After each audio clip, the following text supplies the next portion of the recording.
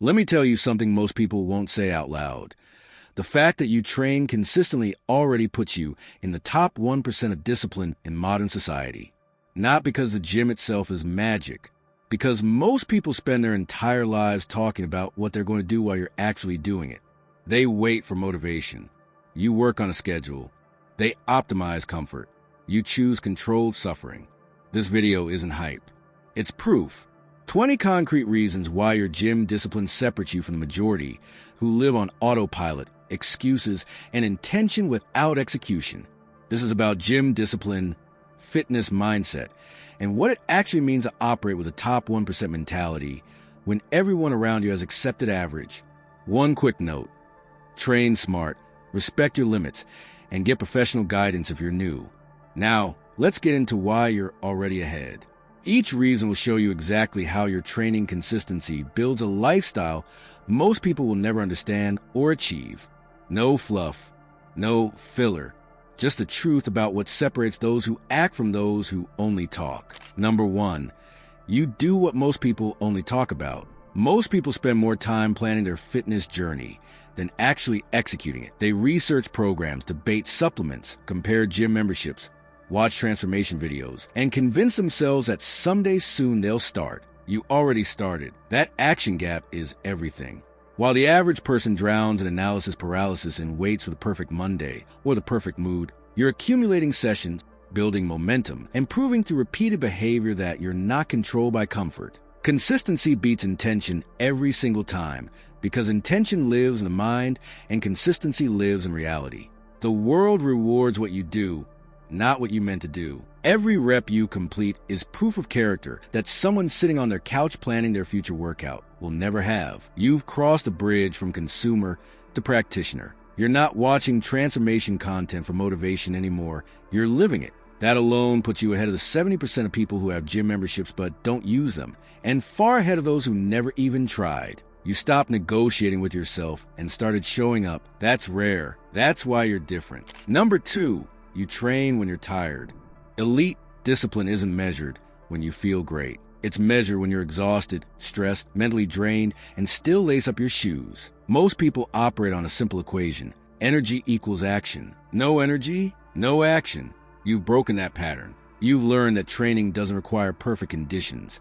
It requires commitment regardless of conditions. The gym becomes your non-negotiable when everyone else's routine is conditional. When your coworkers skip their plans because they had a long day, you're loading a barbell. When friends cancel because they're tired, you're halfway through your session. This isn't about being a martyr or ignoring legitimate rest. It's about understanding that fatigue is common, but discipline under fatigue is rare. That separation creates compounding results. While others wait for energy to appear magically, you generate it through movement. You've trained your nervous system to override the immediate pull of comfort. You've taught yourself that excuses feel worse than effort.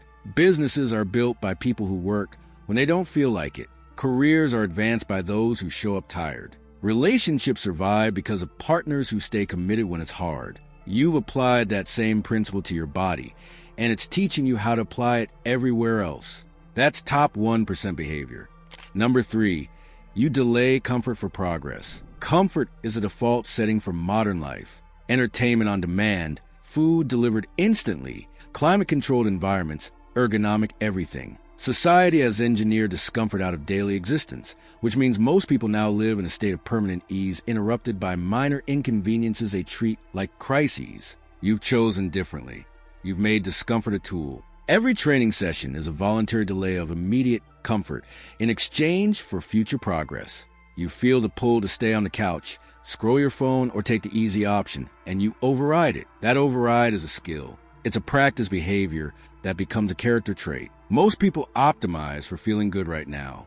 You optimize for becoming better over time. That's a fundamentally different operating system. The average person structures their life around avoiding strain. You structure your sessions around creating it. They protect comfort. You sacrifice it strategically. When you choose the gym over immediate relaxation, you're training yourself to prioritize long-term goals over short-term relief. That mental framework doesn't stay in the gym. It spreads to your career, your finances, your relationships. People who can delay gratification build wealth. People who chase instant comfort stay broke. You're programming yourself for the former. Every set is a small decision to reject the easy path. String enough of those together, and you become someone who can't be bought with temporary pleasure. Number 4, you build a body that can handle stress. Physical strength and mental resilience aren't separate systems. They're interconnected. When you train your body to handle progressive overload, fatigue, discomfort, and recovery cycles, you're simultaneously training your nervous system to regulate stress more effectively. Cardiovascular conditioning improves your heart rate variability, which directly impacts emotional regulation. Resistance training teaches your brain that strain is temporary and manageable. You learn viscerally that you can endure more than you think. Most people collapse under pressure because they've never practiced enduring it. You practice every session. When life delivers stress, deadlines, conflicts, financial pressure, unexpected problems, you have a trained response system. Your body has already learned to stay functional under strain. You've conditioned yourself to breathe through discomfort instead of panicking. You know what it feels like to be uncomfortable and keep moving. That knowledge is power. People who've never tested their physical limits often crumble when tested mentally because they have no reference point for pushing through hard things. You have thousands of reference points. Every heavy set, every cardio session when your lungs burned, every workout you finish despite wanting to quit. You've built a database of proof that you can handle difficulty. That makes you harder to break than people who avoid all discomfort and then wonder why they can't cope when life demands resilience. Number 5, you invest in yourself when nobody is watching. There's no crowd at 6 a.m., no applause mid-set, no audience tracking your consistency. The only person who knows you showed up today is you. That's the test. Most people need external validation to maintain effort. They need likes, comments, recognition, or accountability partners. Remove the audience and their discipline vanishes. You've proven you don't need spectators to do the work. You're building something for yourself by yourself, whether anyone ever notices or not. That's rare self-respect. It means your standards aren't performative. They're internal. You're not training for Instagram. You're training because you've decided this is who you are. When no one's watching is when character reveals itself. It's easy to go to the gym with a workout partner hyping you up. It's easy to train when you're posting stories and getting encouragement. It's hard to go alone, quietly, consistently, with zero external reinforcement. You do it anyway. That proves your discipline isn't borrowed or dependent on others. It's yours, self-sufficient, internalized. The world is full of people who only act when someone's watching. Business deals fall apart because people can't self-regulate without oversight. Projects fail because individuals can't maintain standards without supervision. Relationships crumble because people stop trying when they're not being praised. You've trained yourself to operate independently of external validation. That makes you reliable, consistent, and trustworthy in ways most people will never be. Number 6, you understand long-term thinking. The gym teaches you something modern culture actively fights against, that meaningful results take time. You don't see muscle growth after one session. You don't fix your cardiovascular system in a week. You don't build strength in a month. Progress is measured in quarters and years, not days. Most people can't operate on that timeline anymore. They want instant feedback, rapid results, immediate gratification. If they don't see visible change in 2 weeks, they quit. You've learned patience through repetition. You know that showing up today won't change how you look tomorrow, but it will change how you look 6 months from now. That's long-term thinking applied to your body, and it's transferable to every area of life. Wealth isn't built overnight. Careers aren't built in a quarter. Skills aren't mastered in a weekend workshop. Everything worth having requires sustained effort over time with delayed returns. You already practiced that. While others chase quick fixes and magic pills, you're stacking small sessions that compound into major transformations. You've internalized that consistency beats intensity, repetition beats inspiration, and time beats shortcuts. That mindset is why some people build empires while others stay stuck in cycles of starting and quitting. You're training yourself to finish what you start and trust the process even when progress feels invisible. That's how top performers operate across every domain. They think in years while others think in weeks. Number 7, you respect your health before it's a problem. Most people don't think about their health until it breaks. They ignore their body until pain forces attention. They wait for the doctor to deliver bad news before making changes. You've inverted that. You're investing in prevention, not scrambling for repair. You're maintaining your body proactively instead of reactively. That's mature decision-making that most people never develop. The average person treats their body like a rental car. Abuse it until something goes wrong, then complain about the damage. You treat yours like an asset you'll need for decades. You're strengthening your joints before they hurt. Building bone density before osteoporosis becomes a risk. Improving cardiovascular function before heart disease shows up. Creating metabolic flexibility before diabetes knocks. You're building a margin of safety that gives you options later in life when others have none. This isn't about fear. It's about respect. Respect for the fact that your body is a vehicle for everything you want to do, and neglecting it limits your future. Most people learn this lesson at 50 when their back gives out, or their knees fail, or their heart struggles. By then, they're playing defense. You're playing offense now. You're earning decades of functional movement, energy, and independence. You're buying freedom. While your peers accumulate health debt through neglect, you're building health wealth through discipline. When they're managing chronic conditions and limitations in their 50s and 60s, you'll still be strong, mobile, and capable. That's the real ROI of training. You're not just building muscle, you're building your future quality of life. Number 8, you live on a schedule, not on a mood. Emotion is unreliable. Motivation fluctuates. Feelings change hourly. If you only train when you felt motivated, you train twice a month. Instead, you build a system where your calendar dictates action, not your mood. That's a fundamental shift in how you operate. Most people are controlled by how they feel. They let their emotional state determine their behavior. Tired? Skip it. Stressed? Postpone it. Not in the mood? Forget it. You've decoupled action from emotion. You train regardless of internal weather. That makes you predictable, reliable, and consistent, which are the 3 traits that build everything worthwhile. Businesses fail when leaders work based on how they feel. Careers stall when people only perform on good days. Relationships deteriorate when effort depends on mood. You've learned to override the emotional operating system and follow structure instead. That doesn't mean you're robotic or joyless. It means you've subordinated feelings to commitments. You've decided that some things are more important than comfort, and you've organized your life around that hierarchy. The gym is your laboratory for practicing this. When training is scheduled, it happens. No negotiation, no debate, no feelings-based audit of whether you feel like it. You've eliminated the decision fatigue that paralyzes most people. They wake up and spend energy deciding whether to train. You wake up and train because it's Tuesday, and Tuesday is a training day. That efficiency, that clarity, that removal of internal friction, that's how high performers operate in every domain. Number 9, you're willing to be uncomfortable on purpose. Comfort is seductive. It's warm, easy, frictionless. It requires nothing from you. Discomfort is the opposite. It demands adaptation, resilience, and effort. Most people spend enormous energy avoiding any form of discomfort. They optimize their lives for ease. Climate control, ergonomic chairs, convenience, everything. Then they wonder why they feel fragile and unprepared when life gets hard. You've done the opposite. You've built discomfort into your routine intentionally. Every training session includes voluntary strain.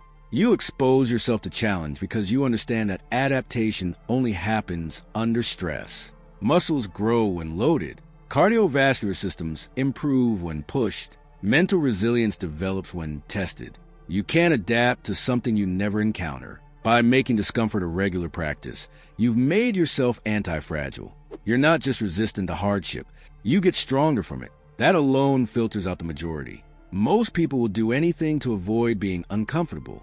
They'll pay extra, take longer routes, or skip opportunities entirely to preserve ease. You run toward the thing that makes others retreat. That's not masochism. It's strategic. You know that growth lives on the other side of comfort, so you cross that border daily. When everyone else is optimizing for convenience, you're optimizing for capacity. When they're protecting their comfort zone, you're expanding yours. That creates a gap that widens over time. Every session is proof that you're willing to do what most people actively avoid. That mindset will take you further than talent, luck, or connections ever could. Number 10, you stack small wins daily. Most people wait for the big moment, the breakthrough, the transformation, the dramatic reveal. They delay starting until conditions are perfect, then quit when results aren't immediate. You've learned a different model, daily accumulation. Every session is a small win, not glamorous, not Instagram-worthy, just a deposit in the bank of progress. You show up, do the work, and trust the compound effect. This is how everything meaningful gets built. Wealth accumulates through consistent small investments, not lottery wins. Skills develop through daily practice, not weekend intensives. Relationships strengthen through repeated small acts of care, not grand gestures. You apply that same logic to your body. One workout won't change you. 1,000 workouts will. That math is simple, but most people can't execute it because they can't delay gratification long enough to see the returns. You can. You're building momentum that others mistake for talent. They see your results and assume you're gifted. You know the truth. You just showed up more times than they were willing to. You've learned that consistency is the closest thing to a superpower that actually exists. It's not flashy, it's not exciting, but it's unstoppable. While others are stuck in cycles of motivation and procrastination, you're stacking sessions that add up to transformations. That's the difference between people who achieve and people who dream. Dreamers wait for inspiration. Achievers work on Tuesdays. You're an achiever. Every rep is proof. Number 11. You develop physical confidence. There's a specific type of confidence that only comes from physical competence. It's not arrogance or posturing. It's a quiet internal knowledge that your body works, that you're capable, that you can handle physical demands when they arise. Most people live without this.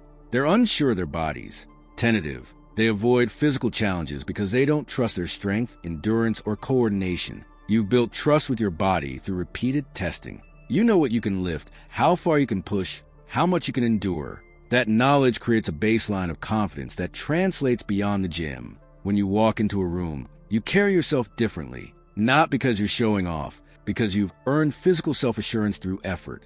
You know your body is trained, functional, and reliable. That affects how you move, how you speak, how you handle stress. People read physicality subconsciously. They sense confidence or insecurity through posture, movement quality, energy levels. When you're physically trained, you signal competence without saying a word. That's not superficial. It's biological. Humans are wired to assess physical capability because for most of history, it mattered for survival. That wiring still exists. You're leveraging it by becoming someone whose body broadcasts strength, discipline, and capability. That opens doors. It affects how people respond to you professionally, socially, romantically. It's not fair, but it's real. You've invested in an asset that compounds across every area of your life. That's smart. Number 12. You train even when progress is slow. Progress isn't linear. There are plateaus, setbacks, frustrating weeks where nothing seems to change despite consistent effort. Most people quit during these phases. They interpret slow progress as no progress and abandon the process. You've learned patience. You understand that adaptation happens in waves, not steady climbs. You keep training through the plateau because you know the breakthrough is coming if you don't quit. That patience is rare and valuable. Modern culture has conditioned people to expect constant visible progress. If the graph isn't going up every week, something must be wrong. That's not how biology works. Strength gains come in spurts. Fat loss stalls and then drops. Muscle growth happens in phases. Your body adapts on its own timeline, not yours. You've accepted this reality and adjusted your expectations accordingly. You judge success by consistency, not weekly metrics. That's mature, intelligent self-management. It's also why you'll still be training years from now when others have quit 17 times. The people who make real transformations aren't the ones with perfect genetics or optimal programs. They're the ones who kept going when progress was invisible. You're proving you're one of those people. Every session during a plateau is evidence of character. It's easy to train when gains are obvious. It's hard to train when the scale won't move and the weights feel heavy. You do it anyway. That's the difference between someone who gets results eventually and someone who quits permanently. You're building the former. That patience will serve you in everything you do. Number 13, you learn to finish what you start. Every training session is a micro lesson in completion. You start with a plan. You execute it. You finish. Set by set, exercise by exercise, session by session. That loop, start, execute, finish, becomes a practice behavior. Most people are excellent starters. They begin projects, launch ideas, start habits. Then they abandon them when difficulty appears or boredom sets in. The world is full of unfinished attempts. You're training yourself to be a finisher. Every completed workout reinforces a neural pathway that says, I begin things and I complete them. That's transferable skill. When you face a difficult work project, you have thousands of reference points that prove you can push through to completion. When you start a side business, you've already trained the discipline required to keep going when motivation fades. When you commit to a relationship, you've practiced the consistency needed to show up even when it's hard. The gym is your training ground for reliability. You're programming yourself for follow-through. That's rare. Most people quit when things get uncomfortable. They have 100 started projects and 0 finished ones. Their life is a graveyard of abandoned intentions. You're different. You're building a track record of completion that changes how you see yourself. When you know you're someone who finishes, you take on bigger challenges. You commit more boldly. You trust yourself more deeply. That self-trust is a foundation of all achievement. It only comes from repeated proof that you do what you say you'll do. Every training session is that proof. You're not just building muscle. You're building integrity with yourself. Number 14, you say no to short-term distractions. Every time you choose a gym over something easier, you're practicing prioritization. You're saying no to immediate pleasure or comfort to protect a long-term goal. That's resource management. Your time, energy, and attention are finite. Where you spend them determines what you build. Most people leak these resources into distractions that feel good now, but build nothing. Endless scrolling, binge watching, mindless consumption. You've decided your training matters more. That decision is a filter. It eliminates options that conflict with your goals. When friends invite you out, but conflicts with your session, you decline. When Netflix calls, you ignore it. When your bed whispers just one more hour, you override it. Those small no's accumulate into a yes to your future self. This isn't about becoming antisocial or joyless. It's about having clear priorities and protecting them. High performers across every field share this trait. They're ruthless about saying no to things that don't serve their goals. They understand opportunity cost. Every yes to something trivial is a no to something important. You've applied this to your body. While others are saying yes to every distraction and wondering why they're not progressing, you're saying no strategically and wondering why progress feels inevitable. You've learned that discipline isn't about deprivation. It's about choosing what you want most over what you want now. That's delayed gratification. That's impulse control. That's the ability to subordinate immediate desires to larger goals. Most people never develop this. They're controlled by whatever feels good in the moment. You're controlled by your vision for who you're becoming. That's the difference between drifting and building. Number 15, you build a visible standard for yourself. Your physique is public accountability. It's a visible representation of your discipline, consistency, and standards. You can't fake training. You can't Photoshop your way through real life. If you're consistent, it shows. If you're inconsistent, that shows too. You've chosen to live with that transparency. Most people hide behind ambiguity. Their goals are vague, their standards flexible, their results invisible. They can claim they're working on themselves without ever proving it. You don't have that luxury. Your body is a scoreboard. That forces honesty. You can't lie to yourself about your consistency. When the mirror reflects the truth, that accountability makes you sharper. You know that if you slack for weeks, it will show. That knowledge keeps you committed. You've essentially gamified your discipline by making the results visible. But here's the deeper layer. By building a visible standard, you've also built a reputation with yourself. You know what you're capable of because you can see the evidence. That self-knowledge is powerful. It changes how you approach everything else. If you can transform your body, you can learn a new skill. If you can maintain training through chaos, you can maintain anything through chaos. If you can hold yourself to a standard when no one's forcing you, you can hold yourself to a standard anywhere. You've built proof that you're not average, and that proof lives in the mirror. That changes your internal narrative. You stop seeing yourself as someone who talks about goals and start seeing yourself as someone who achieves them. That identity shift is everything. It determines what you believe you're capable of, which determines what you attempt, which determines what you accomplish. You've earned a new identity. That's worth more than muscle. Number 16, you earn your self-respect. Self-respect isn't given. It's not a birthright or a participation trophy. It's earned through repeated proof that you're someone who keeps commitments to yourself. Most people talk to themselves like they matter, then act like they don't. They promise they'll start Monday. Monday comes and they break the promise. They swear they'll change. They don't. They set goals. They abandon them. That pattern erodes self-respect slowly until they stop believing their own words. You reverse that. Every training session is a kept promise to yourself. Every completed workout is proof that when you commit, you follow through. That consistency builds self-respect session by session. You're teaching yourself that your word, even a word you only speak internally, means something. That's integrity. It's the alignment between what you say and what you do. Most people have a massive gap there. They're full of intentions but empty of action. You close that gap. You become someone whose commitments are reliable. That changes everything. When you respect yourself, you require respect from others. You set boundaries. You walk away from situations that violate your standards. You don't tolerate disrespect because you know your value. That self-respect came from doing hard things repeatedly and proving you're capable. You didn't get it from affirmations or therapy or motivational videos. You got it from loading a barbell when you were tired and finishing the session anyway. You got it from choosing discipline over comfort 1,000 times. That's real self-respect. The kind that can't be shaken by external circumstances because it's built on internal evidence. You've earned the right to trust yourself. That's the foundation of all confidence. Number 17, you accept responsibility for your body. Nobody's coming to save you. No magic pill will fix your discipline. No program works if you don't. No trainer can want it more than you do.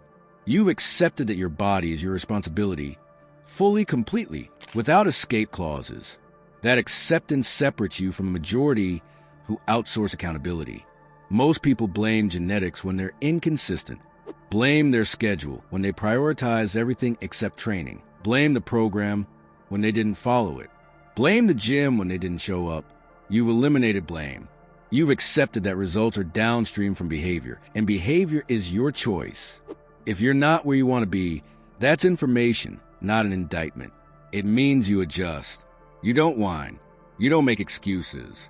You take ownership and change variables until something works. That ownership is powerful because it means you're never a victim. You're never helpless. You're never waiting for external circumstances to improve. You control the inputs, and therefore you influence the outputs. That agency makes you dangerous. Most people give their power away by blaming everything except themselves. They're trapped by excuses that feel comforting but guarantee stagnation. You've rejected that comfort. You've accepted that if something needs to change, you're the one who has to change it. That's mature, intelligent self-management. It's also terrifying for most people because it removes the safety net of blame. If you're responsible, then failure is on you. That fear keeps most people from accepting responsibility. You've done it anyway. That courage compounds. When you own your body, you start owning your career, your finances, your relationships. Ownership spreads. You become someone who fixes problems instead of narrating them. That's top 1% behavior. Number 18, you separate yourself from mediocrity. Mediocrity is the default. It's the path of least resistance. It's what happens when you follow the crowd, take the easy options, and never push beyond baseline effort. Most people are mediocre by design, not because they lack potential, but because they lack the discipline to resist comfort. You've resisted, quietly, without announcing it. Every training session is a small rebellion against average.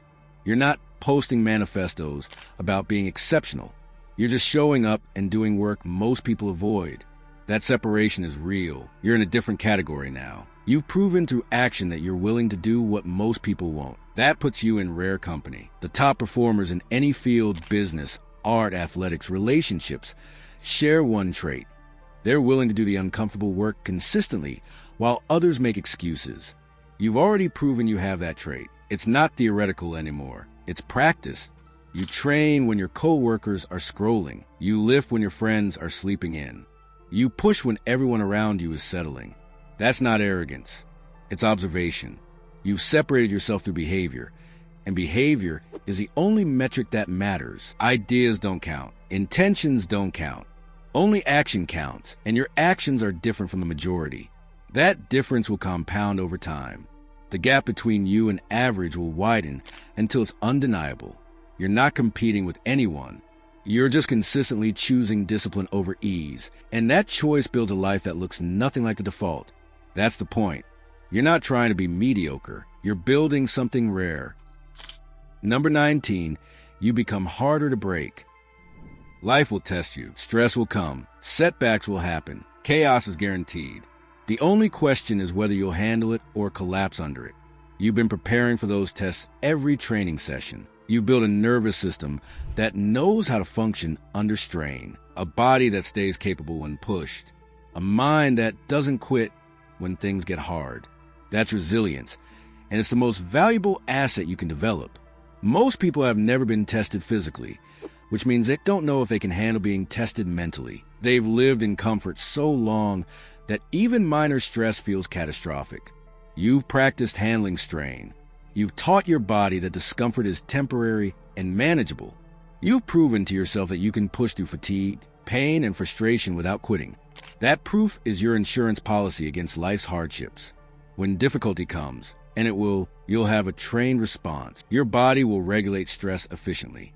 Your mind will default to problem solving instead of panic. You'll stay functional when others freeze. That's the difference between surviving life and thriving in it. You're not just physically stronger, you're psychologically tougher. You're harder to rattle, harder to discourage, harder to break. That resilience will serve you in ways you can't predict. When your career faces a crisis, you'll handle it. When relationships get difficult, you'll stay committed. When financial pressure hits, you'll adapt. You've trained yourself to be unbreakable, and that training will pay dividends you can't imagine yet. You're building a foundation that will support everything else you want to achieve. Number 20, you prove to yourself that you're not average. This is the real reason the gym puts you in the top 1%. It's not about muscle or aesthetics or health metrics. It's about proving to yourself that you're capable of sustained discipline when most people aren't. You've demonstrated through repeated action that you can set a standard and maintain it, that you can commit to something difficult and follow through, that you can delay gratification, resist temptation, and prioritize your future over your present comfort. That proof changes your identity. You stop seeing yourself as someone who wants to be disciplined and start seeing yourself as someone who is disciplined. That identity shift is permanent if you maintain it. It affects every decision you make. When you know you're not average, you stop accepting average circumstances. You stop tolerating mediocre relationships, dead-end jobs, or unfulfilling routines. You start demanding more from yourself and your life because you know you're capable of more. The gym gave you that knowledge. Every session is evidence that you're different. Every weight you lift is proof that you're willing to work harder than most. Every rep you complete is confirmation that you don't quit when things get difficult. That evidence accumulates into unshakable self-knowledge. You become someone who doesn't need external validation to know your worth because you've built internal proof through action. That changes everything. It determines what you pursue, what you tolerate, and what you achieve. The gym didn't just change your body. It changed who you are. Most people live their entire lives wondering if they have what it takes. You already answered that question. You proved it every session. The gym isn't just where you train your body. It's where you train your discipline, your patience, your resilience, and your self-respect. Those traits don't stay in the gym. They spread into everything you do. You've separated yourself from the majority not through talent or luck, but through consistency. That's earned superiority. Not arrogant, just factual. If this video reminded you why your discipline matters, hit subscribe. You're already in the top 1%. Now,